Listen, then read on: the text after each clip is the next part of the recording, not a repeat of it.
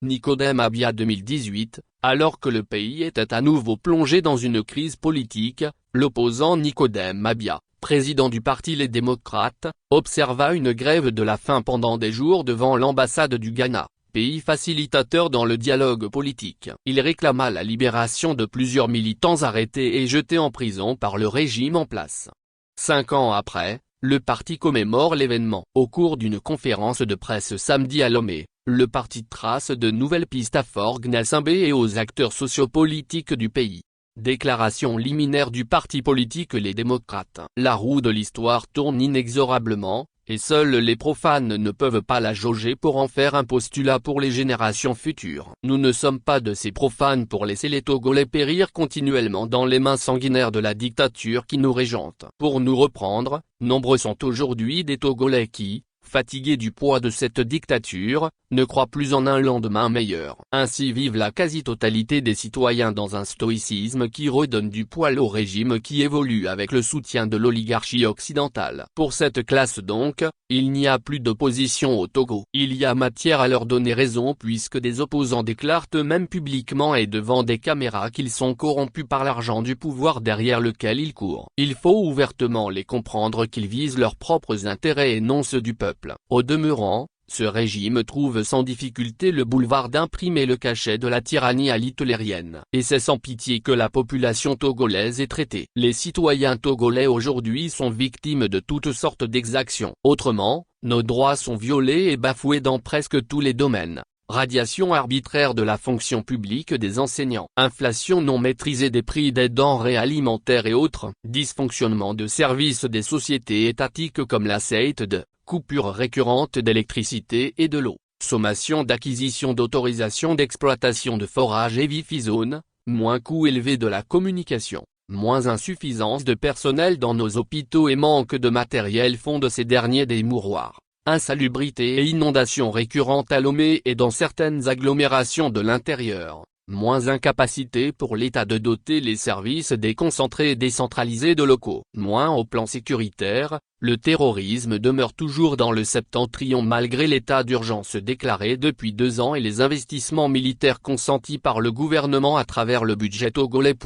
Mais le parti politique Les Démocrates réitère au peuple togolais sa détermination à poursuivre le combat, car l'heure n'est pas au renoncement. Pour rassurer les uns et les autres de notre engagement à en venir à bout de ce despotisme, citons feu Thomas Sankara, l'esclave qui ne peut pas assumer sa révolte ne mérite pas qu'on s'apitoie sur son sort. Alors, il n'y a pas de raison de courber l'échine. L'opposition togolaise n'est pas morte. Elle vit. C'est plutôt ce qui mendie auprès du pouvoir qui pense enliser le peuple. Cependant, la perte des batailles n'est pas synonyme de la perte de la guerre. Il y a 5 ans, Abia Eyao Nicodème, le président du parti Les Démocrates a observé une grève de la faim de plus de 2 semaines dans l'optique d'obtenir la libération du Togo de la main des despotes locaux et leurs affidés occidentaux. Et ce, à travers les accords politiques globaux, les réformes institutionnelles et constitutionnelles, la libération de tous les détenus politiques et d'opinion. À l'époque, le pouvoir était resté sourd face à toutes ces revendications qualifiant son acte de comédie. Contre toute attente, il vient aujourd'hui de faire libérer près d'1 millier de prisonniers par grâce présidentielle. En revanche, les prisonniers politiques et d'opinion comme Jean-Paul Oumoulou, M.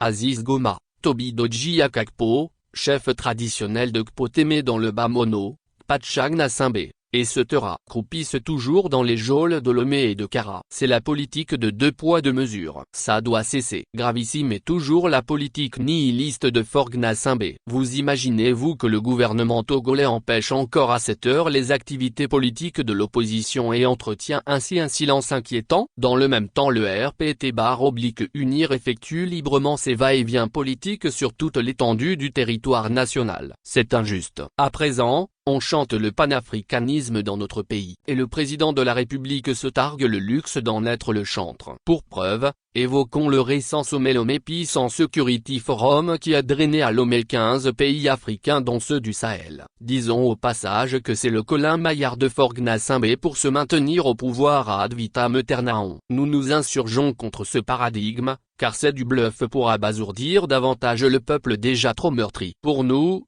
un panafricaniste qui tire sa légitimité non pas de son peuple mais plutôt des officines étrangères à l'Afrique, nous laisse perplexes.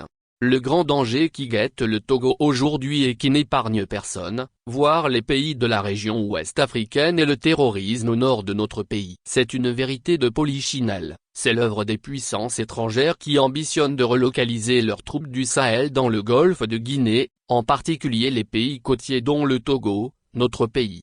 Fort de tout cela, le parti politique Les Démocrates lance ici un vibrant et solennel appel à tous les leaders politiques, à tout le peuple togolais, avec le soutien de tous les panafricanistes pour pousser Faure Gnassingbé à la transition à l'issue de laquelle, il ne sera plus candidat. Ceci est la voie politique appropriée. Mais, si malgré tout, le président de la République reste opaque dans sa position, nous inciterons le peuple au soulèvement en nous appuyant sur la loi fondamentale en prenant les forces armées togolaises et Dieu à témoin pour redonner espoir au peuple.